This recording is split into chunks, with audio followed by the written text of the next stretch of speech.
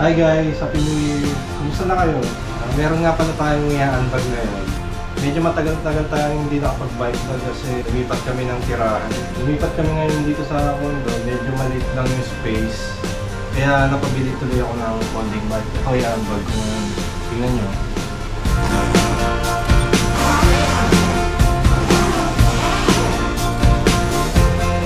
Yan, ito nga pala yung Mountain Peak Castle.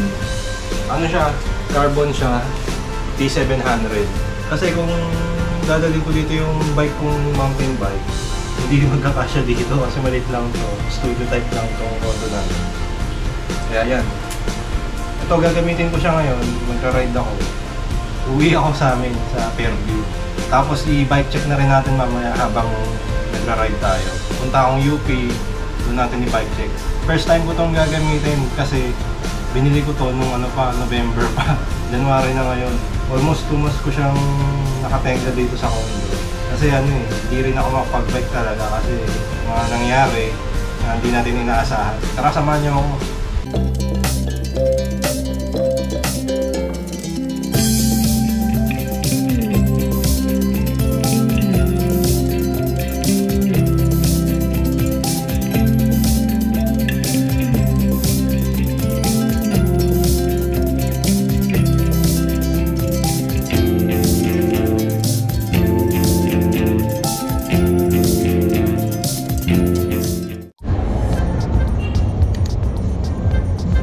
Sarap mag-bike.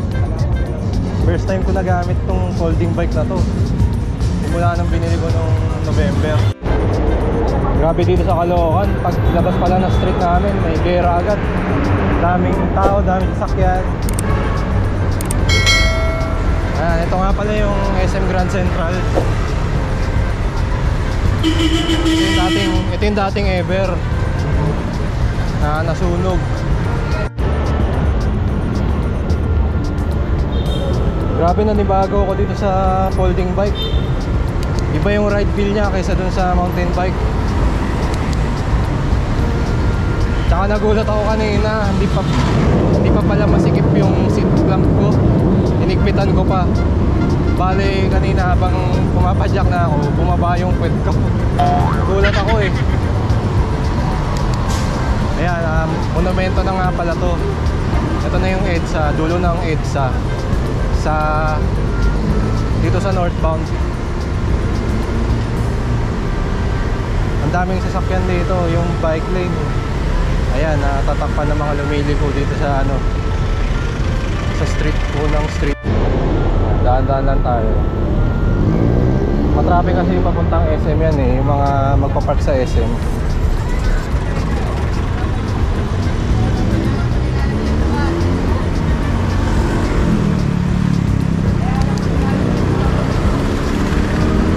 Dito yung MCU, sakayan ng mga papuntang Muñoz tsaka SM North. Meron dito. Bale, magpapahangin nga pala muna tayo ng ng gulong. Kasi yung gulong ko sa likod parang flat. Kulang sa hangin. Naglagay ako ng 40 PSI na hangin dito sa gulong ko. Ganda na ng ride feel ngayon. Saan na ba to? Bali first time ko rin dumaan kasi dito na nakabike eh, dito sa EDSA. Part ng EDSA na to. Pabalintawak pa lang tayo.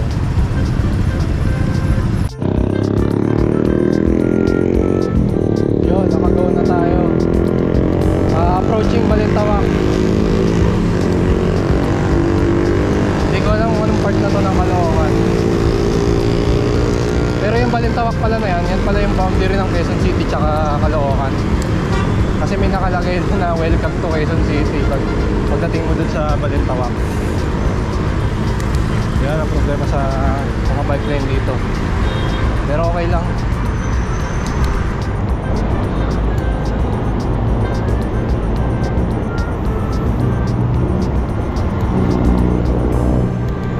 Medyo umokay na yung yung ride, smooth na ulit. Kanina kasi parang ano eh, matagtag siya eh. Parang pag nalubak ako, yung mararamdaman mo yung rim. Ngayon medyo okay na.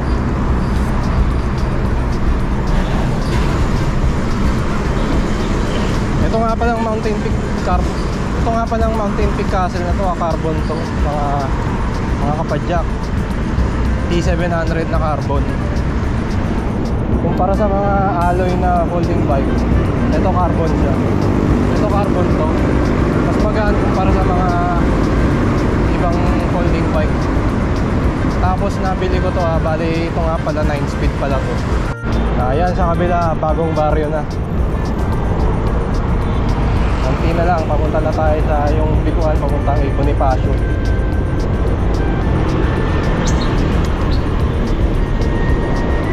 Ito nga palang folding bike, pwede itong isakay sa LRT pag pagod ka na. Pag napagod tayo sa kakapadyak, pwede tayo mag LRT mamaya. Dinala ko yung ano ko eh, dinala ko yung LRT card ko eh.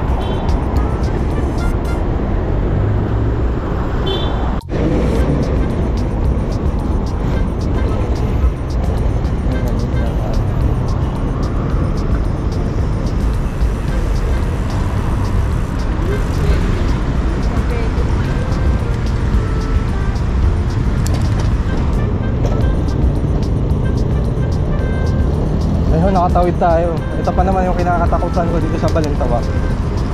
Yung mga lumiligo na ganyan na galing ay Bonifacio saka ng Index.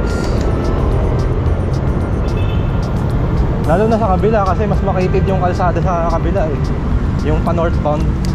Ito kasi southbound to eh. Medyo malaki-laki pa dito.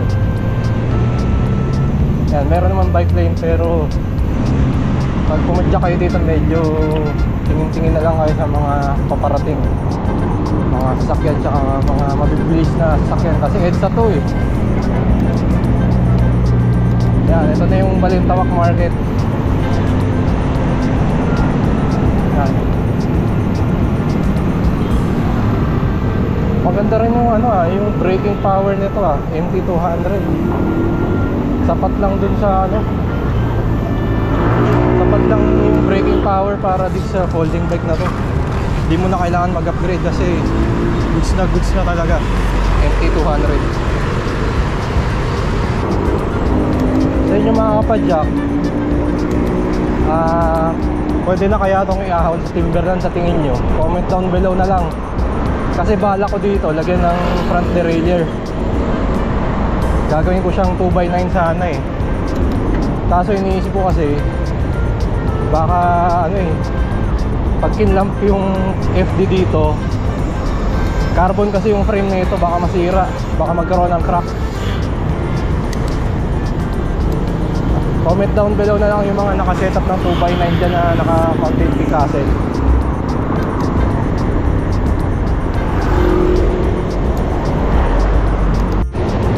Ang sarap pala magbike dito sa EDSA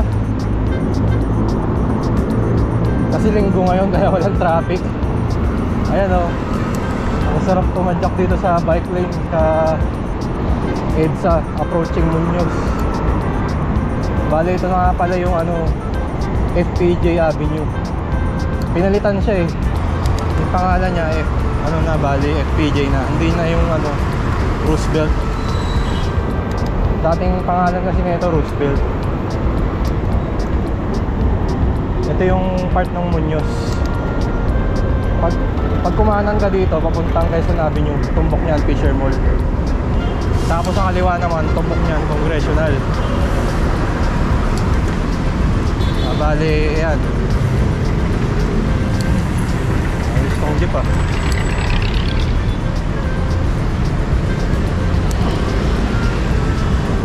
Bali, dun tayo sa papuntang Quezon Avenue mga kapadyak. Punta muna tayong UP, doon tayo mag-bike check bago umuwi ng Fairview.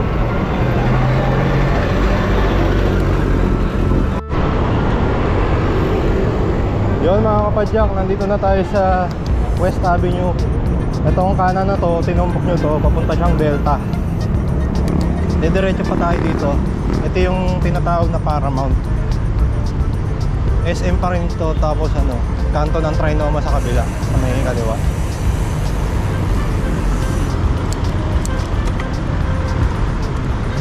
Ayan, yan nakikita nyo, sa kabila niyan, Trinoma na yan. Tapos dun pa yung MRT station ng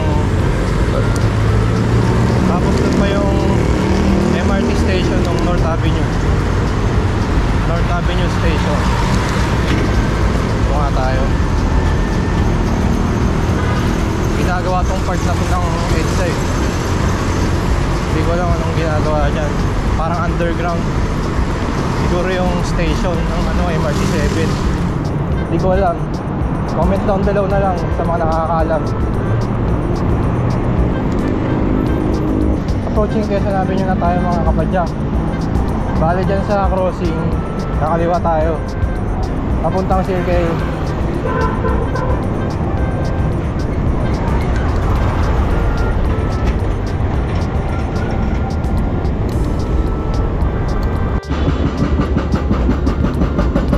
At ayun guys, sinisira na naman ang gutter dito sa may Circle. Oops, may nagbanggaan din. Ano yun, UB Express. Hindi, private van tsaka bus nagbanggaan.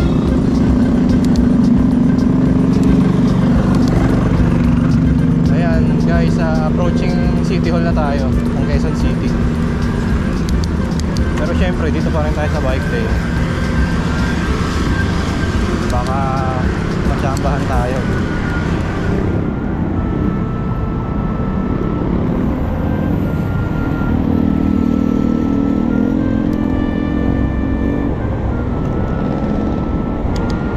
Yun, nakatawid na tayo ng mga papuntang East Avenue.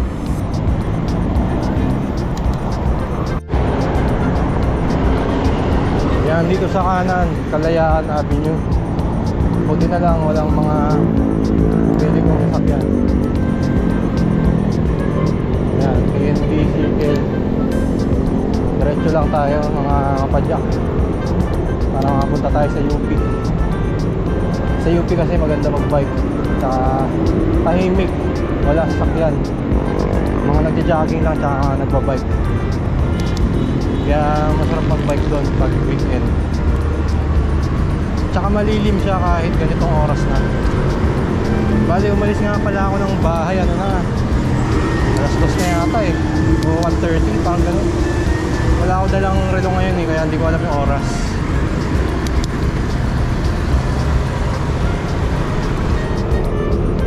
Yung mga libreng sakay na papunta ng kung saan saan. Merong papuntang Litex, merong papuntang Ortigas. Hindi ko na kung dito yun o sa Cubao. Yan, may papuntang Cubao pala dyan.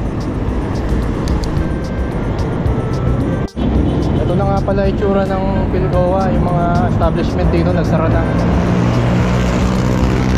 Jollibee, KFC, McDonald's, City Mall, nagsara na yan. Simula nung ginagawa tong ano, yung iba simula nung pandemic nagsara eh. Tapos sakto nagginawang station dyan, parang naharangan yung kalsada, wala na mga taong ano, bumababa dyan. Kaya karamihan ng establishment dyan nagsara. Ay, ito yung kasabay ko kanina, pumunta rin siya ng UP.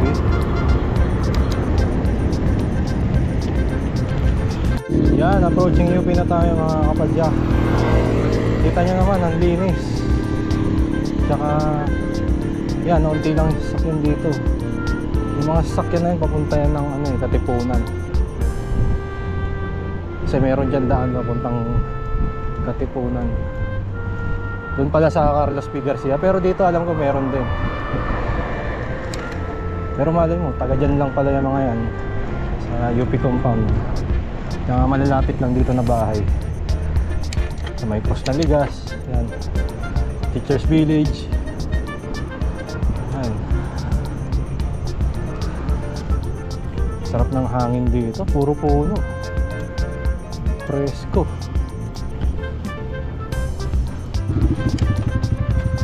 Yan. Pagdating pala dito guys, pwede tayong kumaliwa dito. Pwede rin dumiretso dyan, pero kakaliwa tayo. dumadaan dito. Sabagay, unti lang naman yung mga dumadaan dito sa sakyan. Marami dito nagpipiknik, mga pamilya, pati aso kasama. Pero ang alam ko bawal ang pet dito eh. May nakalagay dun sa may garden, sa may oval, no pets allowed. Pero yung iba nagdadala, hindi ko alam kung pwede na ngayon.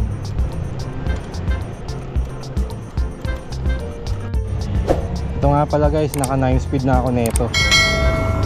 Gamit ko na yung pinaka lower gear. Medyo itong part kasi ng UP na to ahon din. Hindi ko lang alam kung kakayanin ito sa Timberland. Tingin ko hindi eh. Hindi na tayo malakas pumadyak. Mukhang nga kailanganin nga ng 2x. Small gear sa harap. Small chain ring pala.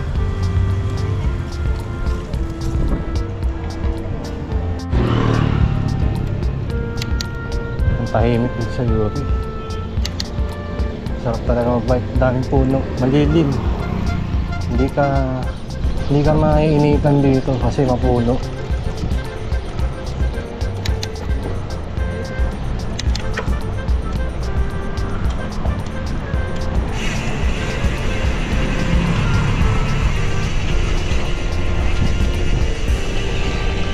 Tunog mayaman tong Mountain Peak Castle eh. Mabatik nga pala yung hubs na ito.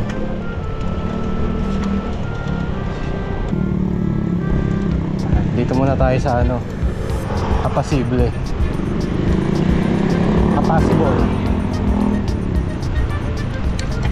Dito kasi ako pumaparada kapag nagdadala ako sa sakyan. Dito, tapos saka ako tatakbo, jogging.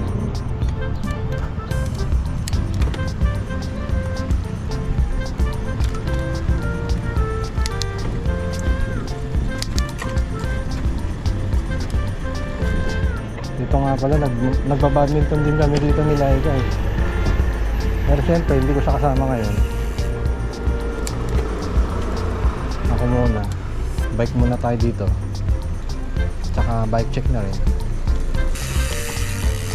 Ito yung itsura ng UP, diba? Ayan, hanap muna tayong spot. Isang ikot muna tayo guys bago tayo mag bike check.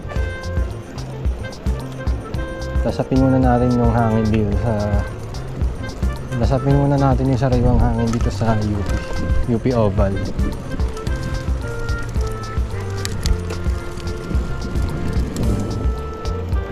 Ito nga palang oval na to, nasa to, parang 2 kilometers mahigit approximately. Ayan sarap ng hangin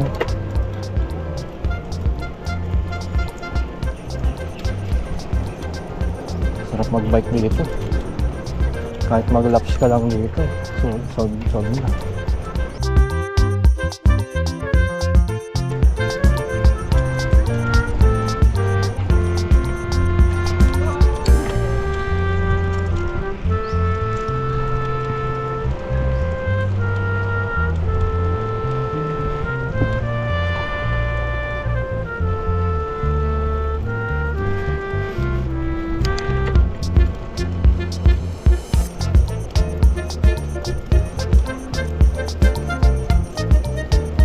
Ganda talaga nitong Mountain Peak Castle. Napaka-crisp nung shifting nung yung shifter. Rinig na rinig mo yung solid na tunog eh. Siyempre Shimano to, Shimano Sora 1x9. Yun yung group set na itong Mountain Peak Castle.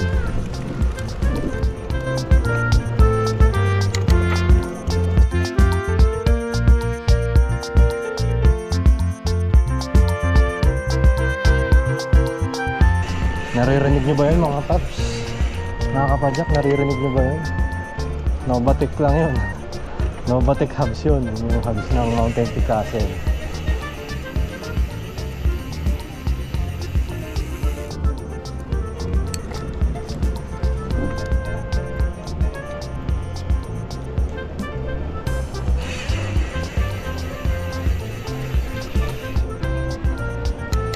Yan guys, nandito na ako sa UP. Bali, bike check na natin tong Mountain Peak Castle na gamit kong folding bike. Magsimula tayo sa frame. Ito nga pala yung frame nya, carbon to, T700. Ayan, T700 nakalagay. Nung kinuha ko naman to, chinek ko naman mabuti. Tsaka naka bike skin naman na to, kaya okay lang kahit mga minimal na gasgas. Actually may gasgas talaga to nung binili ko, pero chinek ko naman, mukha naman hindi siya yung gasgas talaga na ano. Ito lang, pinakagasgas niya. Masemplang daw kasi yung unang may-ari na ito. Second hand nga pala to nung binili ko. Kaya na bali itong frame na ito, tsaka yung fork, parehas yan na carbon. Tapos yung stem niya, ito yung alloy na, pati yung handlebar yan, alloy na yan.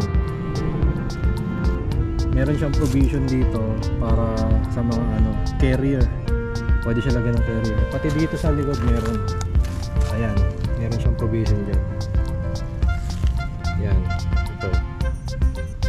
Tapos yung sa wheelset naman, ito, ayan, bali 24 spokes, Novatec hubs. Yung wheelset niya, Novatec hubs. Tapos ito stainless steel. Tapos yung rim niya, Aerowick. So yung ayan, yung gulong niya, CST tires na 20 by 1.75. Ayan. Next naman, group set. Ito naka Sora group set na to.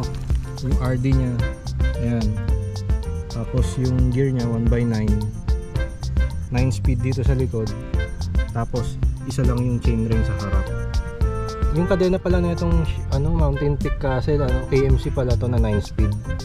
11 teeth pala yung pinakamaliit na cogs nito. Tapos yung pinakamalaking cogs 32 teeth. So yun, may shifter pala na ganito. Ganito, parang pang mountain bike siya. Ito kasing Shimano Sora, di ba, pang road bike to. Pero meron silang ginawa na pang para dito yung pwede siyang ganito. Hindi siya naka STI. Yung bottom bracket nga pala, yan, Halotech na yan. Yung crankset pala na ito, Midtown Pro Wheel. Ito palang chainring na ito, 53 teeth pala to. Tapos 130mm BCD. Tapos yung sa brake set naman, ito, MT200. Yan, ito yung MT200 brake set. Hydraulic na, kasi disc brake na siya. Kasi karamihan ng folding bike talaga mga naka rim brake. Yan, so yung grips naman na ito, yan, stock lang niya. Meron siyang dito, parang ganyan. Hindi naman siya masakit sa kamay nung nira-ride ko kanina. Tapos itong, yan, yung seat post naman, ito, alloy itong seat post na to. Tapos ito yung saddle, yan, kitang-kita nyo. Medyo sumakit din yung puwet ko kanina eh. Siguro dahil kasi hindi, tagal na akong walang ride, kaya sumakit yung puwet ko. Hindi na sanay. Ang price talaga na ito nasa 20 plus.